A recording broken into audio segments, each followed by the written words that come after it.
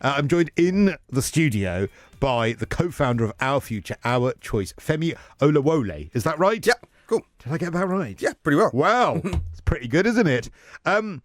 Now, Femi, we will know you here on talkRADIO. Well, you've been on many, many times, and you've guided us through Brexit, which, of course, you are pretty anti, I'm presuming, obviously. And our listeners will recognise you from your spat that you had with Mike Graham, where, of course, it got quite heated. Yeah, he told me that I needed to take my medication and that I was off my meds. And have you? I've taken my Opticum, my hay fever medication. That's it. As for antipsychotics, not so much.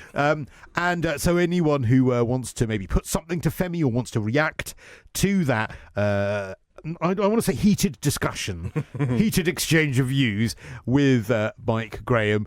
If you want to discuss that with Femi, or indeed, because Femi's a big boy, he's quite happy to discuss all of this. If indeed the fact that Femi is one of those people who is really quite responsible for gathering up the momentum for the movement for either a people's vote or, if not even that, perhaps even just re-looking at what's been happening and trying to educate people. I know that's going to anger a lot of you. I know that there are many of you who are going to not be very happy with you doing that. Well, you have the man in the studio here. If you want to discuss that with him, 0344 499 1000. But Femi, remind us, what is Our Future, Our Choice, and how did your involvement in that come about? So basically, it's a youth movement to get a vote on the Brexit deal. It's a youth movement led by young people. How did it come about? In 2016, having studied EU law, I realised that the conversation around it was broken. David Cameron wasn't explaining anything. He used these big scary figures but didn't bother to explain what the single market was, which is ridiculous. Even the BBC, I had to correct them in October because their definition on their website of the single market was wrong in October, 2 years after the Brexit vote. So what kind of chance did anybody else stand if even the BBC doesn't know what it was? And what is, for those people that are either sick of it, have glazed over or whatever, what is the difference? I know they're quite similar, but what's the difference between the single market and the customs union? Okay, so in really basic terms, the single market is about rules. The customs union is about tariffs. So the single market, imagine if you wanted to sell to 28 different countries, which had different rules for what you could call beer, for what you could put in beer, what percentage of alcohol, what ingredients. You'd have to manufacture, package, and market your product in 28 different ways, which would send your costs through the roof, raise your prices, destroy your profits. By making rules together, 28 countries making rules together, you only need to make one version of your product, and it's automatically legal across the whole of the EU.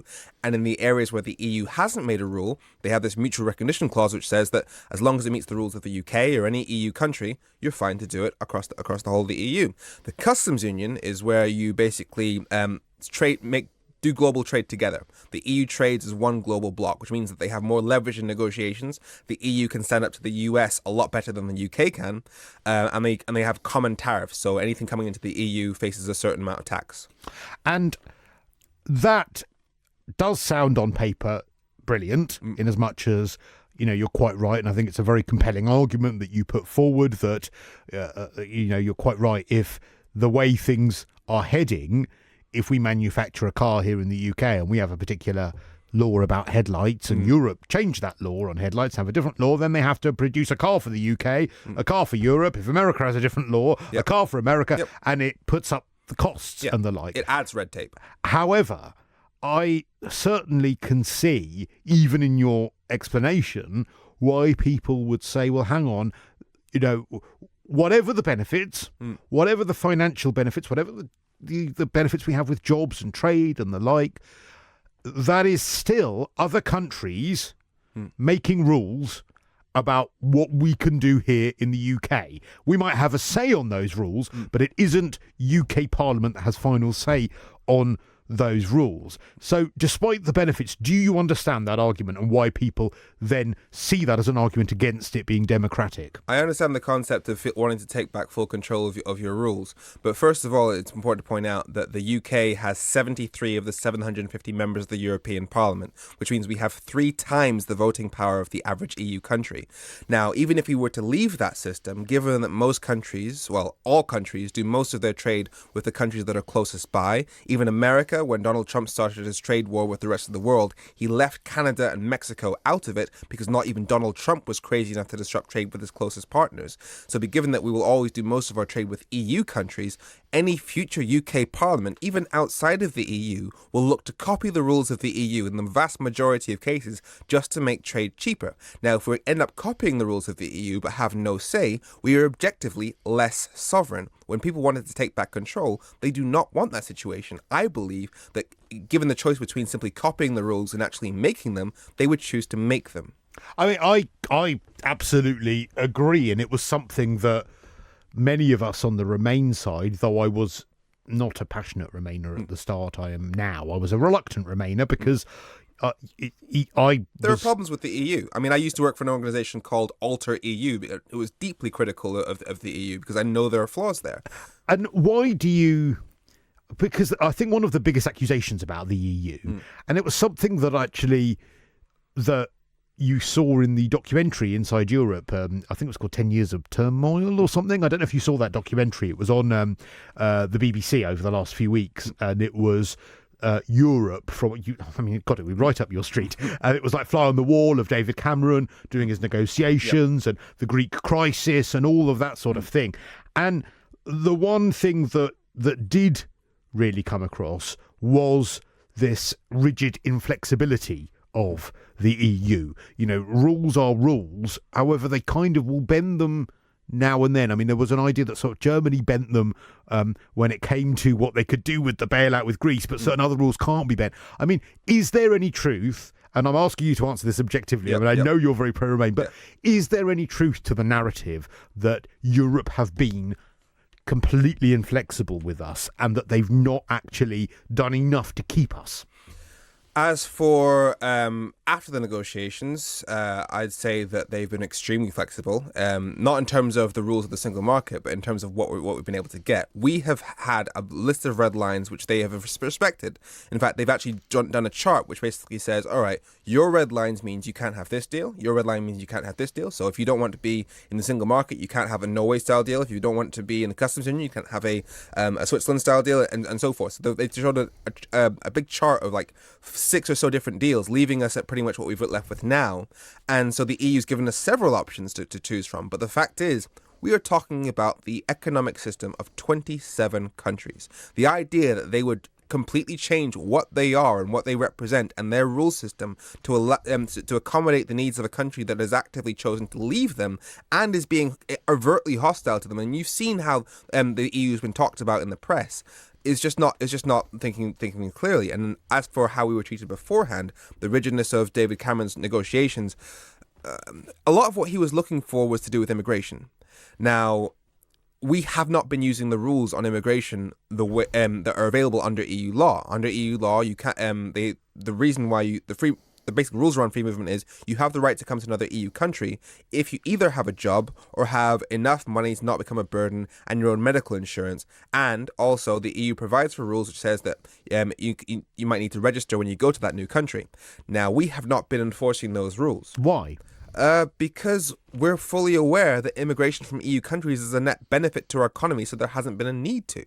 And so, I mean, citizens... And do you think that there has been a failure of previous governments to not foresee that this would be a problem? For instance, you know, it seems to me now, and hindsight is of course 2020, but it seems to me now that it would have been a bit of a no-brainer then for, in the run-up to the referendum, or maybe even a year or two before, for David Cameron or anyone else to have put in some controls or put in some of these things to say, look, this is what we can do. Yeah. If you did that a couple of years before the referendum, you could get rid of those controls afterwards, but at least it would show those people that those rules could be in place. Why didn't anyone do that, do you think? Because the rules that they could enforce would basically be a registration system, which means that when you come to the country, you basically have to do what the locals do. So, for example, when I moved to Belgium, because they have like ID cards, you have to register with the local authority as well as with the state, and so it's very, very clear to everybody that everybody's on the system. Everybody, you know who's there, you know who's working, you know that they're contributing to the economy, and so that was a very easy system to do. But I think the Conservatives Conservatives basically did a sort of calculation. We know that immigration is a net benefit to the country, so that it's not cost effective to implement a registration system. And also, if we can have that tool there to say immigration is the problem, then we can blame that for our problems, whereas in fact it's our own failures. So they can choose, even though they haven't been pumping money to the NHS, they say, well, the problem is immigration, and that's what linked to the EU, so it's not our problem. It's not because we haven't been funding the NHS, it's because of the EU. I understand that, but I am passionately angry, actually, with the Labour government under Tony Blair and Gordon Brown, because in the 2015 election, Ed Miliband apologised for the fact, and again, you can confirm whether this is true with your European knowledge, but I seem to remember him confirming that Labour really screwed up over immigration while they were in power because of the ascension of Bulgaria, and I think it was Romania as well, which I don't think anyone had a problem with them joining the EU, but certainly I know that there could have been delays put in place regarding the number of people that could have come, which Labour chose not to do because they knew and that it was good politics, because the more people that come over here from those countries, the better the economy does. The better the economy does, but also because they would be at the lower end of the income scale, they would be more likely to vote Labour. So they was kind of seeing it, and Ed Miliband apologised for their immigration stance in that election campaign. And so I think that's one of the reasons we got to where we are now, and I think that it's a bit rich now to hear from Tony Blair. Actually, I think he's one of the worst people on the Remain side. Yeah, I think he should really needs to basically stay out of the debate. Stay out of it, because to me, I think the two biggest threats facing the UK at the moment, in my opinion, are Brexit and IS internationally, and he is linked to actually linked to both. So I think, I don't want to hear from you, Tony Blair. But I guess my question is, do you agree with that analysis that had we not had a Labour Party during that time that was playing sort of hard and fast with immigration, being sort of free and easy with immigration, perhaps we wouldn't have had the numbers we have, that wouldn't have seen people, because I think that connected with this sort of idea of political correctness during that time. And again, I'm sort of pro-equality, pro-everything, but there was this idea that not only were there lots of people coming into certain places, but also this idea that you couldn't say anything about it without being accused of being racist. Do you see how that became a bit of a toxic pairing? I can see the link, that the numbers and the level of immigration would have caused a certain degree of backlash, especially if there's a cultural shift in certain areas. But you've got to remember that there's two ways to address that, and there's another side to it. One, immigration, the issues around cultural shift and changing demographics, that's about integration. And you can put effort in place to make sure that integration actually works. I mean, integration works very, very well in places like London, but there's very little effort to make sure it works in places like Bradford.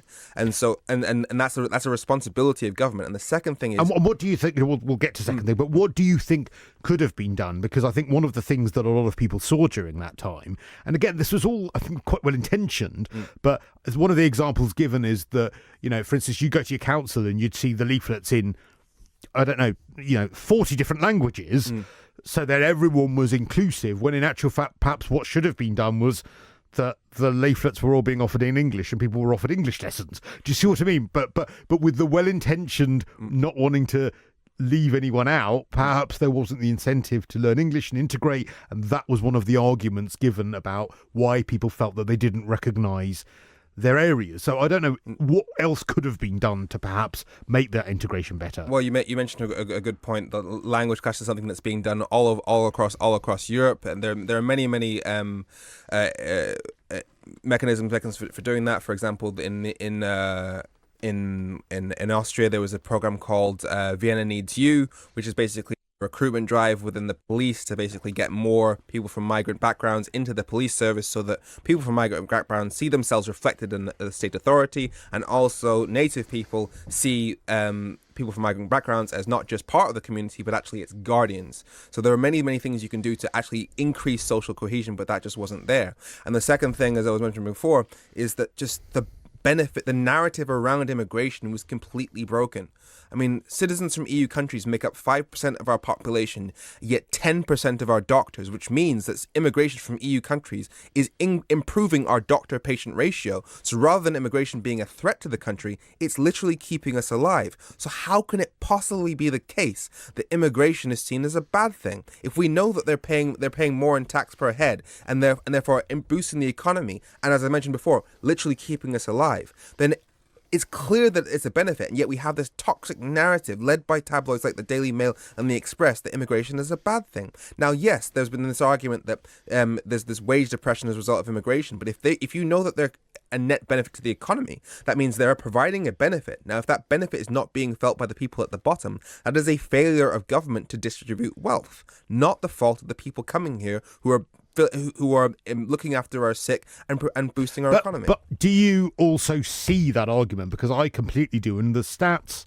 I don't think, back this up, but I think certainly anecdotal experience of many people I've spoken to in years of covering this would say something different. And that is that there is this idea that, and certainly in big cities we've seen it, that people can come from some of the European countries that have a lower standard of living.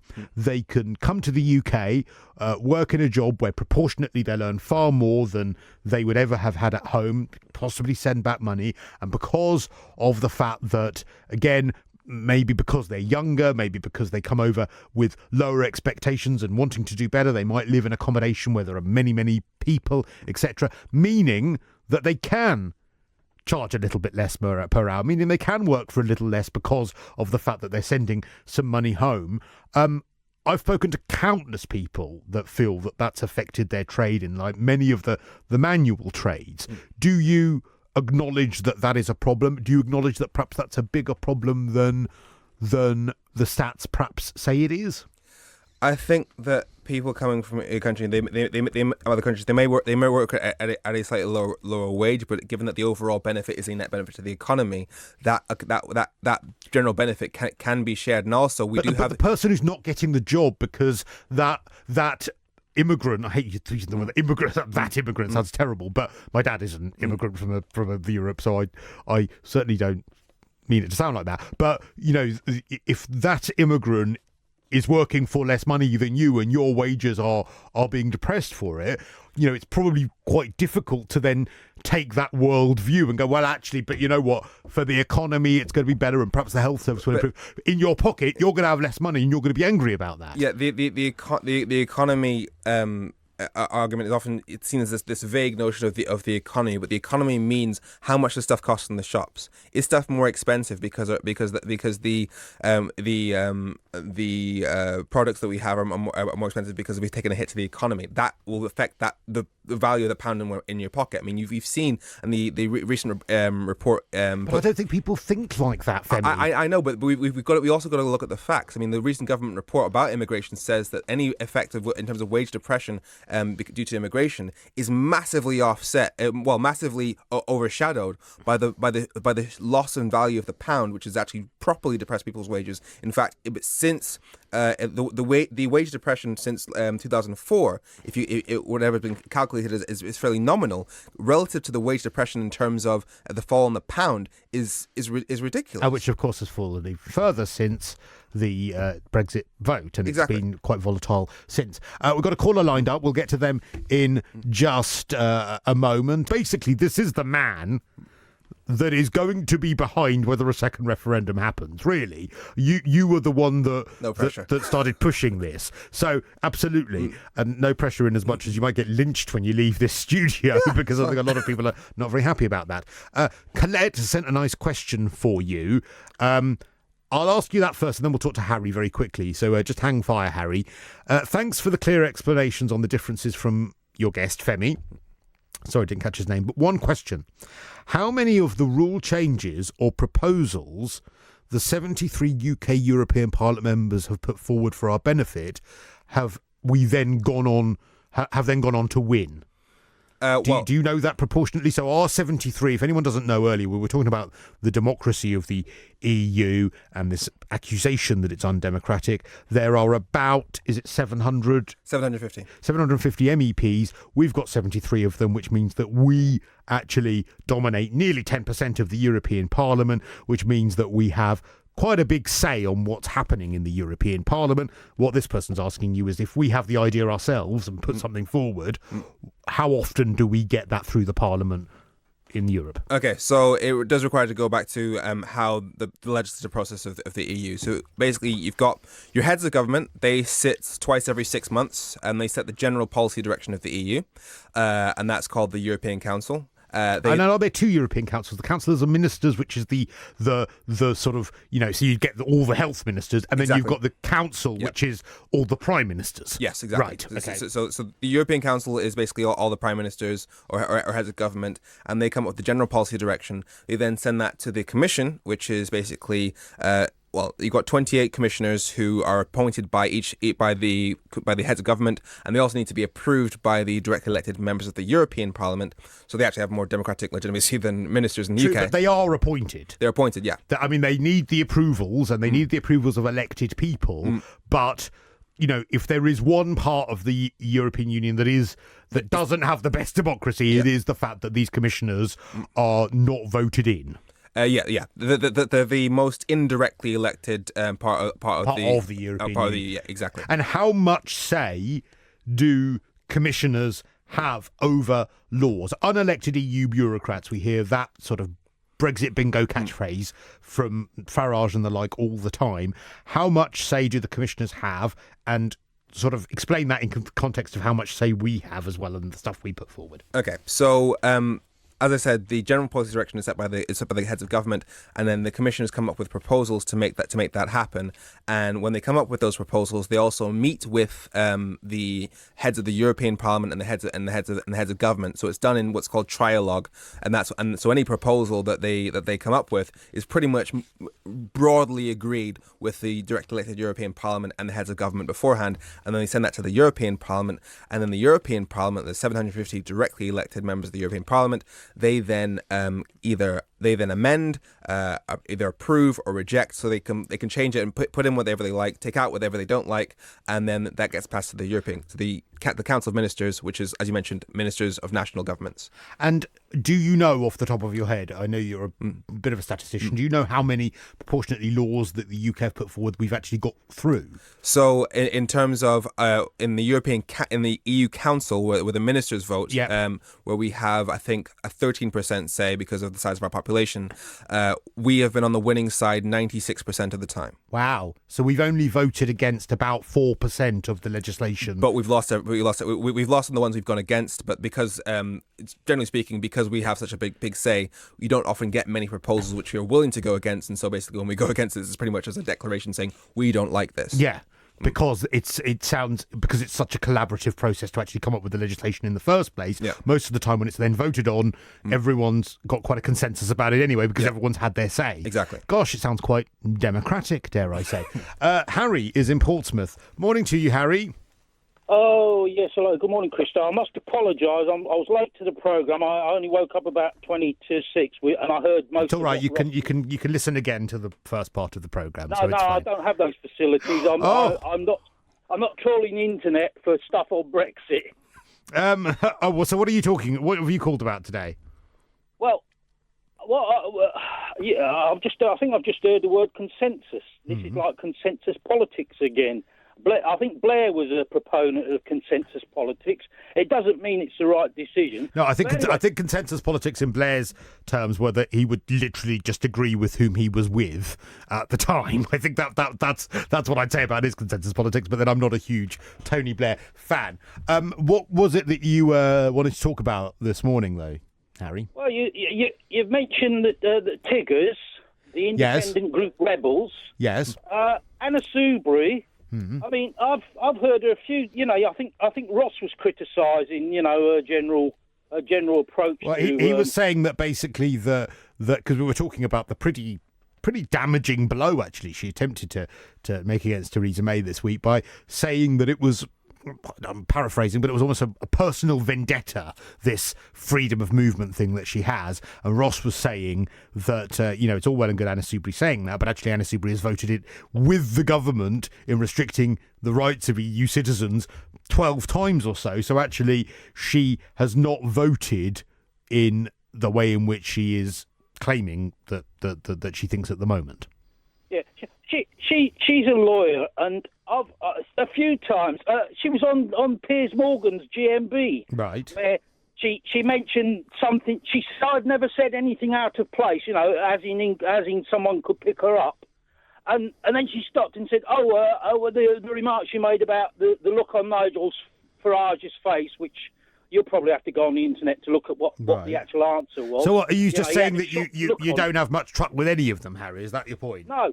And also Soubry was on a phone in last year, and somebody came up and mentioned, I don't know, oh God, it's so long ago now, mentioned Northern Ireland, and she'd obviously picked her words carefully 6 or 9 months before, because this chap came out with some phrase, and she said, I never said those words. She actually does say that quite a bit. Harry, but why are you... are you angry at our leaders? Did you vote to remain or leave? Oh, I'm a leaver. And do you now see what an absolute disaster this all is? Do you now acknowledge that you perhaps believed lies from politicians? They are, of course, to blame for those lies. But do you acknowledge now that perhaps that if it were to happen again, you'd vote differently or not? I acknowledge that there became a band of Brexiteers, and the alternate was a band of mucketeers who sought to muck up Brexit from the very second that their faces dropped and they'd lost that vote. So how do you think that those people on the Remain side are to blame for things going wrong with Brexit? How is it the Remain side's fault? Why is it not the fault of people on the Leave side that leaving isn't going very well? I've probably mentioned this before at some stage. Most of the Leavers weren't the government, and then you trot out that Boris was in the government. They were all, but there was MI Brexit going on. May ran MI Brexit, where stuff was all done behind their back. So it was all part of some sort of plan. God knows what the plan is.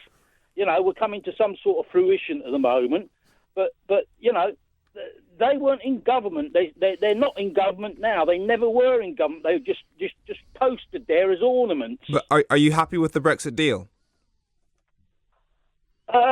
This backstop business, most people can see there's a fault there, which is the fault they're working on. I don't think they're looking at security, because I've heard Deering talk about security and Lord Dannatt talk about security. They're doubtful about that deal, but of course many others will say no problem, because they're not even talking about that. It's just all about the backstop. But why don't...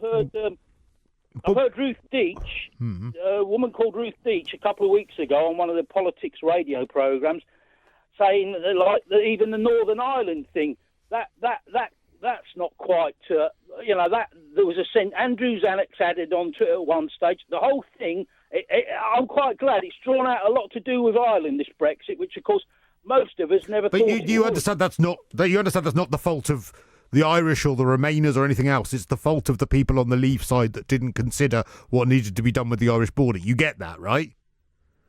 I get that we didn't talk about the Irish border probably 20 years ago, because I've heard Trimble in the last year, and we get the narrative broadcast from ERA. The BBC will broadcast the narrative from ERA, and then we get the people who were there on the Good Friday Agreement, and they say, no, the Good Friday Agreement wasn't about so much how it's projected now, because it was picked up a year ago when Varadkar became elected. But the question is, what do we do now? As you mentioned, the backstop is an issue we didn't really talk about. Now, one of the reasons why that backstop is there is because if we have different rules to the EU, if we start importing food from America which doesn't meet EU standards, then there'll be significant amounts of smuggling, and the only way to stop that is by having a hard border with physical checks. So the idea is to keep the whole of the UK in the customs union and Northern Ireland in the single market. Now, if that happens, all we've done is give up control. When I believe that most people voted for Brexit because they wanted to take back control.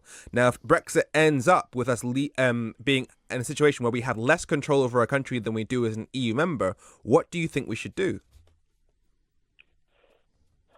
Well, you say less control. All I'm looking at it is the point of view where this dealing was done by May and the Varadkar-inspired thoughts in Europe. And, what inspired thoughts in Europe? Well, they came from Varadkar. They saw the Varadkar election as a chance to adjust the negotiation.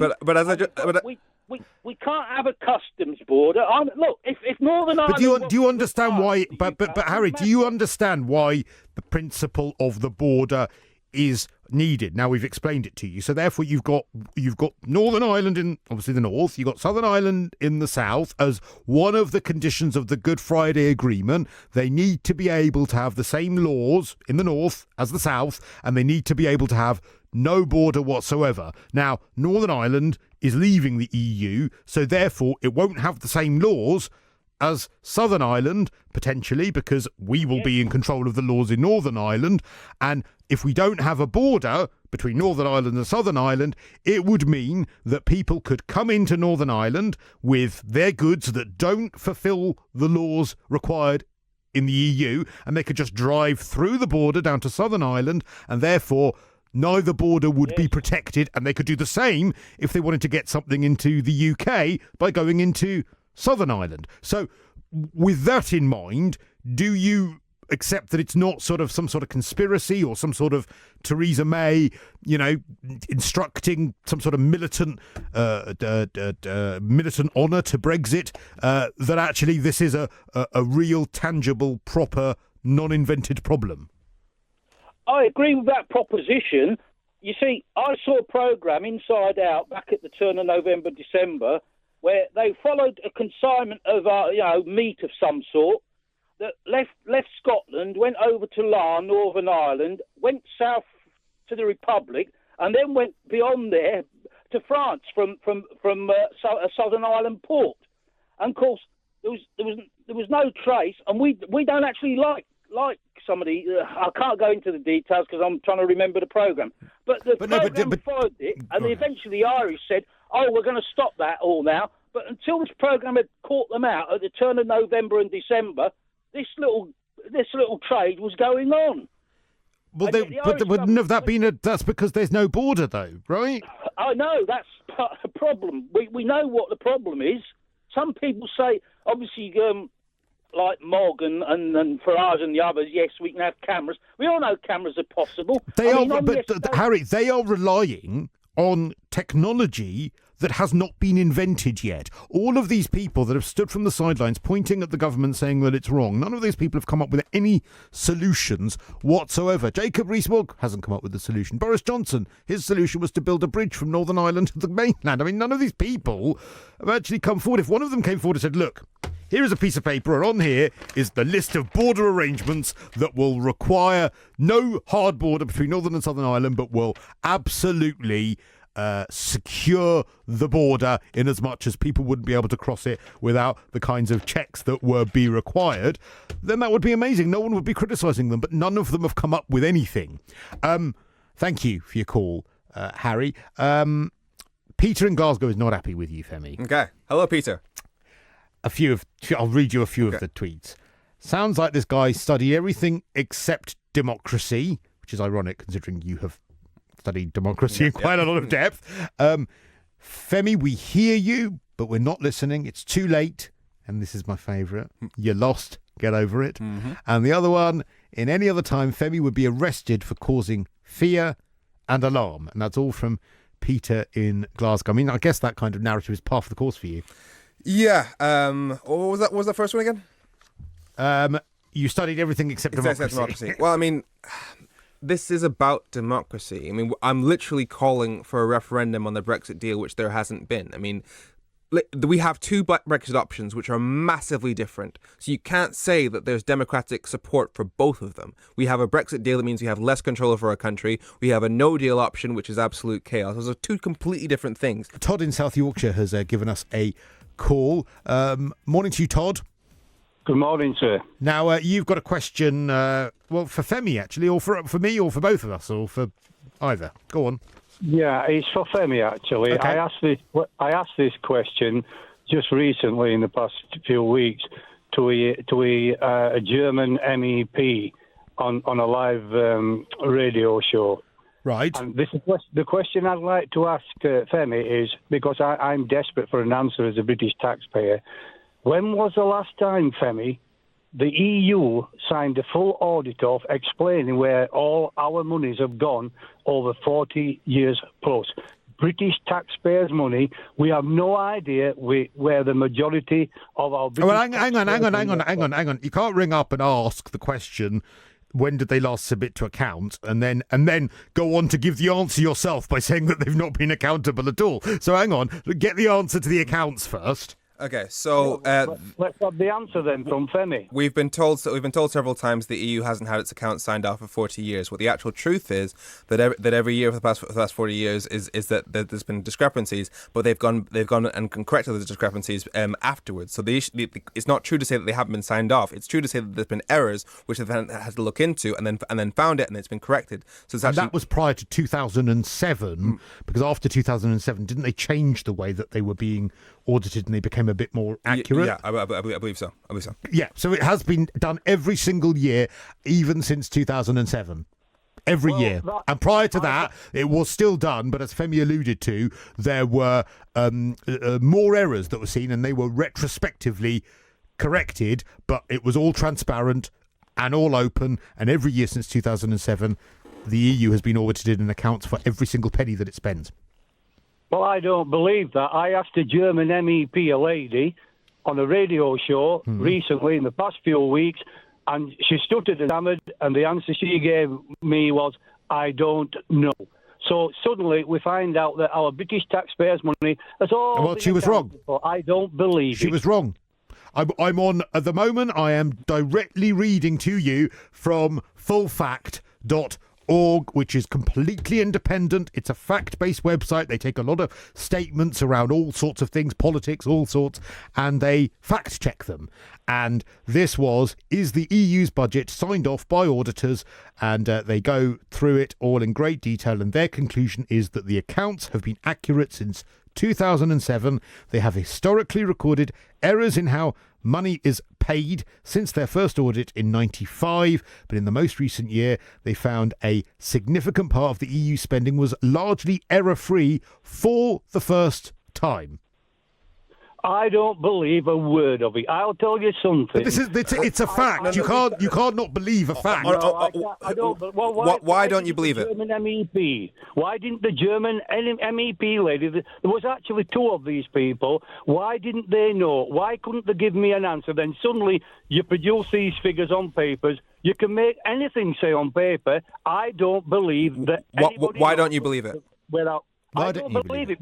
Because the EU is a corrupt organisation. No. But what? Never mind. No. What is your source? Organization. What is your source that tells you that the accounts haven't been sold off? What is your authority? Where are you getting this information? I've just told you. I've just given you the answer. I've just told you. There was two MEPs, lady. One was German, and she didn't know. She couldn't give me an answer. Yeah. Now, that means she doesn't know. Well, the answer is that she didn't know. She didn't tell you that it was corrupt. She didn't tell you that there was no accountability to the money. You asked her whether they were signed up. Now, perhaps she's not a very good MEP. Perhaps she's not very au fait on these things. But her reply to you was that she didn't know. Well, we do know because we're looking at the Full Fact website, and it was something something I've heard a few times anyway.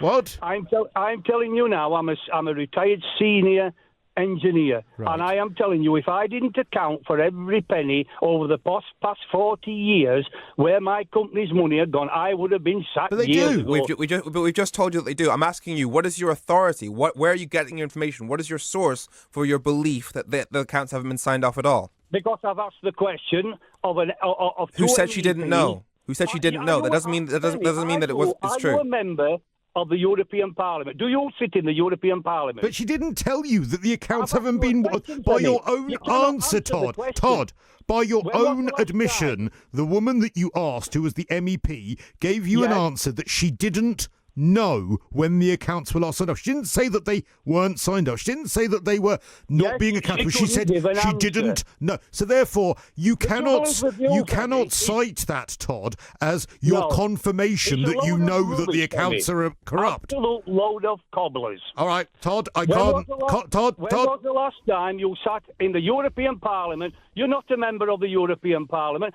so you've got all these figures in front of you and you actually believe it. Well, it's from an independent fact-checking website, and they're not things for you to believe, Todd. Todd, unfortunately, you're falling in the category of so many Leave voters where you believe that you, Todd, believe that your beliefs are more important than actual facts. No, you are convinced your beliefs actually usurp facts, Todd, and that is, if that is an absolute indictment of the diabolical situation that we are in with democracy at the moment, where you believe your beliefs take precedence over actual facts. These weren't opinions with these auditing. Yeah, I mean, the idea that you've got an actual fact-checking charity saying that the accounts have been signed off, and your only response to that, and your only proof for contrary opinion, is that an MEP said, "I don't know," when she may not have been in the Auditors Committee of the European Parliament, and there's no reason why she should specifically know. It just means that your belief is completely unfounded. And listen, Todd, do you want a last word? Todd, have your last word. Go on. Yes, I'd have a last word if you'd let me. Yep. I'll tell you something, Femi.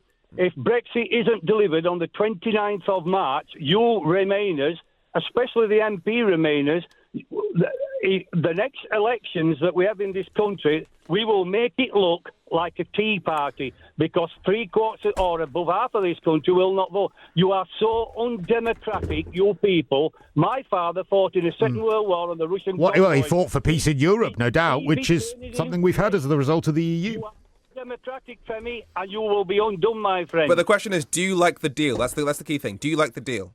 The deal, no, I think it's a botched up deal. But it means we leave the EU. It means we leave the EU, so it does fulfil the mandate of the referendum. That is democracy. Will you just let me have this last few words? Sure. Yeah. I'll tell you this, Femi.